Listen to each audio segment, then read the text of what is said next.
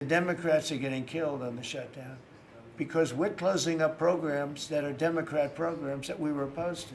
So we're being able, and they're never going to come back in many cases. So we're being able to do things that we were unable to do before. So we're closing up programs that are Democrat programs that we wanted to close up or that we never wanted to happen, and now we're closing them up. And we're not going to let them come back.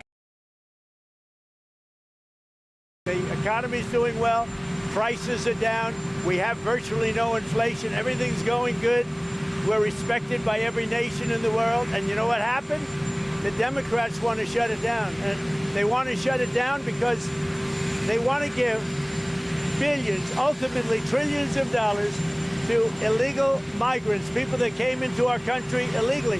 Some of those people are criminals, but they came into our country illegally, and they want to give them the essential over years, trillions of dollars, and our people aren't going to stand for it. They also want to have open borders. They want to have men and women's sports. They want to have transgender for everybody. These people are crazy, the Democrats. So if it has to shut down, it'll have to shut down. But they're the ones that are shutting down.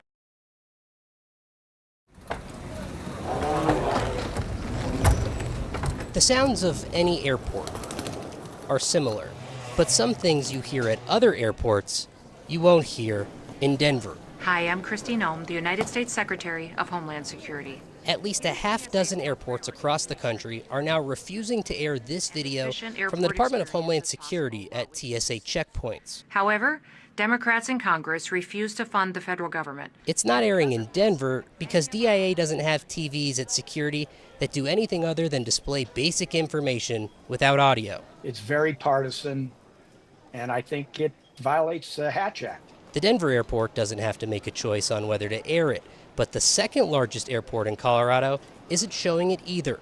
The Colorado Springs airport says they have a policy against partisan messaging, guided by the Hatch Act. Basically, you separate political activities from civil servants or from federal properties or anything that deals with federal funds. Former Democratic Colorado Congressman Ed Perlmutter knows all about the Hatch Act. Well, the Hatch Act is something you learn about, before Congress. Perlmutter is an attorney, though, too. You hear about it under Democrats and under Republicans, but nothing to the extent that we're hearing it under this administration.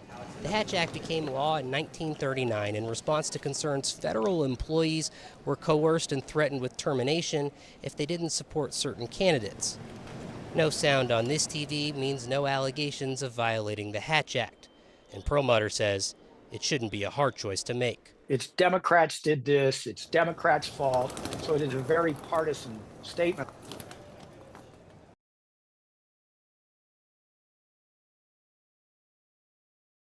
Today marks the first day that air traffic controllers have a completely different focus today. Their first loss of pay. Air traffic controllers are out moving over 45,000 flights today. 3 million passengers, tons of cargo that keeps America moving. And their focus is now on when they'll receive pay again. And this introduces a new risk to aviation. Air traffic controllers are supposed to mitigate risk. Air traffic controllers ensure that risk is out of the system so that those who fly and those who we serve, that they are safe. And this brings a risk where their focus is now on, when I get off my shift today, do I have to go and drive Uber tonight? The feeling is very similar amongst all of my coworkers. We are professional. We will come to work. We will make sure that we do the job that we were hired to do. But anytime you're not receiving your paycheck when you expect it, the financial burden that is placed on your family and yourself is challenging, and it's something that is going to be on our minds. Hi, I'm Christine Ohm. Secretary of Homeland Security Christine Ohm appearing in a Transportation Security Administration video intended to be played at airport security lines. Democrats in Congress refuse to fund the federal government, and because of this, many of our operations are impacted, and most of our TSA employees are working without pay. Multiple U.S. airports now refusing to play the video, citing the political nature of the message. With the shutdown in its second week, the blame game on full display. Fear of not getting a paycheck forcing some military families to seek assistance at a Texas food pantry. We're only 2 and we're struggling, so I can't imagine what families with more people are struggling with. Over the weekend, President Donald Trump posted the administration had, quote, identified funds to pay troops if the shutdown continued. Tuesday, DHS said the Coast Guard would also get paid, saying the money would come from the tax and spending cuts bill passed by Congress over the summer. Democrats, meanwhile, holding firm, pushing for an extension of the Affordable Care Act subsidies to keep health care costs from skyrocketing. Of course I want our military paid. Of course I want federal law enforcement officers to be paid. There's a way to do that. I'm an appropriator. We should have passed appropriations bills. There's a way to run a government, and this is not the way to run a government. Last week, thousands of federal workers across 7 agencies received layoff notices. Tuesday, the White House Budget Office said it was prepared to ride out the shutdown with more layoffs. Each day, the stakes rising, with no indication any progress is being made between Democrats and Republicans. In Washington, Michael Yoshida. When the Senate returns Tuesday, it will mark day 14 of the government shutdown. And in a video that's airing at several airports in America, Secretary of Homeland Security Kristi Noem slams Democrats for it. Democrats in Congress refuse to fund the federal government.